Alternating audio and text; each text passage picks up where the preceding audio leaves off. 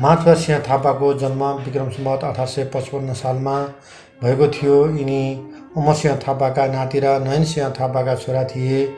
यिनका दाजुको नाम उजिर सिंह थापा र दिदी बहिनीको नाम गणेश कुमारी तथा ललित त्रिपुरा सुन्दरी थियो। ललित त्रिपुरा सुन्दरीको विवाह श्री 5 रणबहादुर शाहसँग र गणेश कुमारीको विवाह काजी बलनहर सिंह कंवरसँग सम्पन्न भएको थियो। माधवर सिंह थापा श्रीपेच लगाउने नेपालका प्रथम प्रधानमन्त्री हुन्।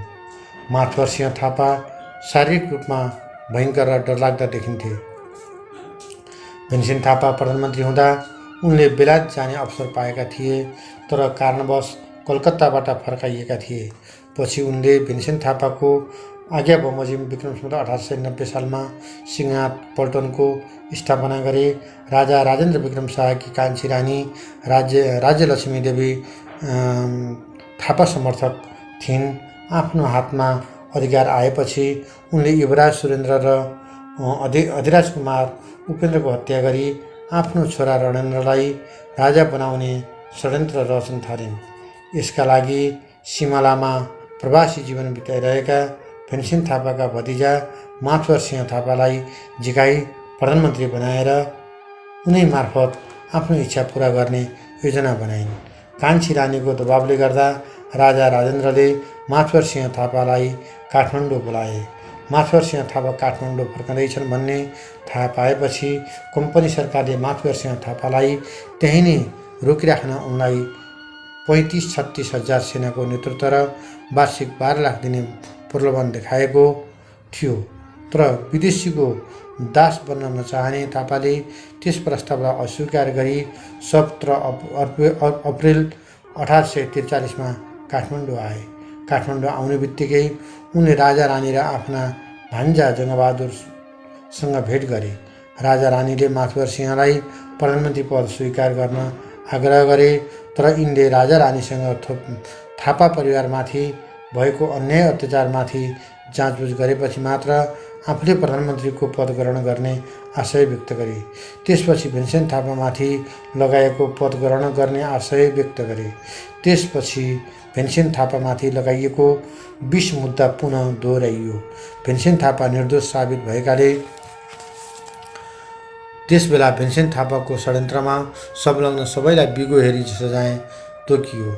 षड्यन्त्रका नायक रणजङ पाण्डे बिरामी भए तापनि बेइज्जती साथ बजार घुमाइएकोले तुरुन्तै मरे। रणबम थापा, कनकसिंह बस्नेत, इन्द्रवीर थापा, रणदल पाण्डे, करवीर पाण्डे, कुलराज पाण्डे आदिलाई मृत्युदण्ड दिइयो। बुद्धिमान कार्कीको ओठ नाक र वंशराज बस्नेतको नाक काटिएको थियो। 50 जनाभन्दा बढीको सर्वस्व हरणको साथै जन्म कैद भयो। 40 भन्दा बढी पाण्डे परिवारका बालक तथा महिलाहरू सर्वस्व हरणका साथै देश निकाला गरिए। यसरी माधवर सिंहले आफ्ना बैरीहरूसँग छानी छानी बल्ला लिए। उनी विक्रमसत 1900 साल पुस 5 गते नेपालको प्रधानमन्त्री एवं प्रधान सेनापतिको पदमा मनोनित भए। वास्तवमा जुन भावनाबाट माधवर सिंह राजनीतिक सञ्चालन गर्न चाहन्थे त्यसो कुनै मूल्य थिएन। राजा र रानीले समेत उनलाई आफ्ना स्वार्थ सिद्धिका लागि प्रधानमन्त्री बनाइएका थिए। आफ्ना क्षमतामाथि विश्वास गर्ने यिनले यी कुराहरू बुझ्नै सकेनन्। यिनी प्रधानमन्त्री बन्न साथ कान्छी रानीले आफ्नो पूर्व योजना अनुसार रणेन्द्रका निम्ति सुरेन्द्रलाई मार्न लगाउने प्रस्ताव राखिन्।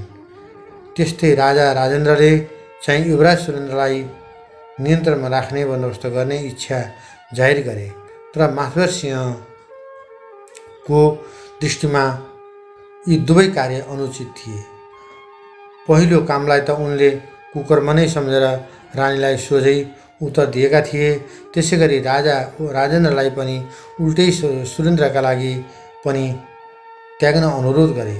यसरी माधवर सिंह थापाले राजा राजेन्द्र विक्रम शाहको साथै कान्छी रानी राज्यलक्ष्मी देवीलाई पनि चिडाइएका थिए। युवराज सुरेन्द्र विक्रम शाह अनि पनि थापा भएको नाताले यिनलाई मन पराउँदैनथे। युवराजलाई माथुर सिंह थापा मेरै शुभचिन्तक हुन् भन्ने कुराको कुनै जानकारी थिएन।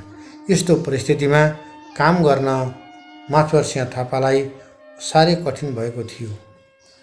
यस प्रकार राजदरबारका तीन शक्ति राजा रानी र युवराजको चित्त बुझाउन माथुर सिंहले सकेन र विवादको परिस्थिति चरम उत्कर्षमा पुगेको हुँदा माथुर सिंह थापाले मे 1844मा प्रधानमन्त्री पदबाट राजीनामा दिए। तर त्यस बखत प्रधानमन्त्री चलाउन सक्ने माथुरकै हाराहारीको अर्का हिम्मतवाला कोही थिएन। त्यसकारण राजाले माथुर सिंहको राजीनामा स्वीकृत गरेनन्, बरु पुनः प्रधानमन्त्री र प्रधान सेनापति पदमा नियुक्त गरे। माथुरलाई यस पटकको नियुक्ति पत्रमा जीवनभरका निम्ति प्रधानमन्त्री पदमा नियुक्ति दिएको थियो।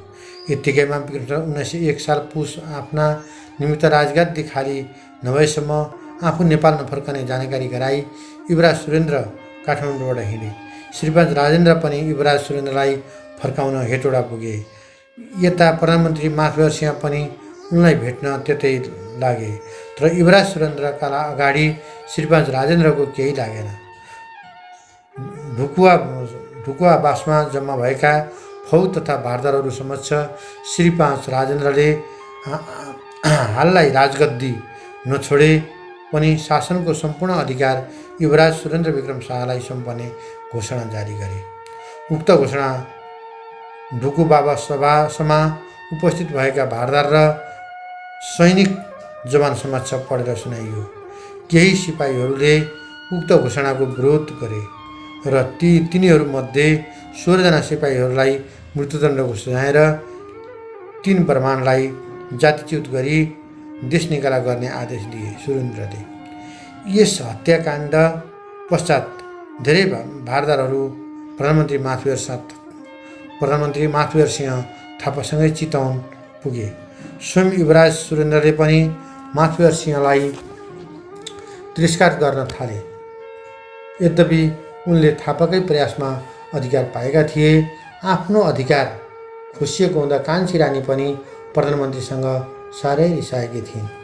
त्यही समयमा चौतरिया फतेजङ शाह माथुर सिंहको आदेश बिना भारत बनारसतर्फ लागे। यस कुरालाई माथुरले आफू विरुद्धको षड्यन्त्र ठानी चौतरिया फतेजङको धन सम्पत्ति सरकारका तर्फबाट जफत गराए। यस घटनाले सम्पूर्ण चौतरियाहरू उनका दुश्मन बनिसकेका थिए। यस प्रकार माथुर सिंह थापाको लागि परिस्थिति एकदमै प्रतिकूल बन्दै गयो। यही प्रतिकूलताको ख्याल गर्दै आफ्नो सुरक्षा प्रबन्धका लागि आफ्नो विश्वासपात्र व्यक्तिहरू समावेश भएका 3 पल्टन नयाँ सैन्य दल खडा गरे। यसपछि त झन् राजा रानी र अन्य भारदारहरू पनि माथुर सिंह थापासँग झनै सशङ्कित हुन थाले। त्यसै हुनाले यिनीहरूका निम्ति माथुर सिंह थापालाई जीवित राख्नु अत्यन्त खतरनाक साबित भयो। अर्कोतिर अङ्ग्रेजहरू पनि थापा परिवारलाई आफ्नो विरोधी ठान्थे।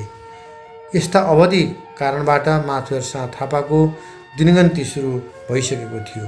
कान्छी रानी र उनका प्रिय पात्र गगन सिंह मिलेर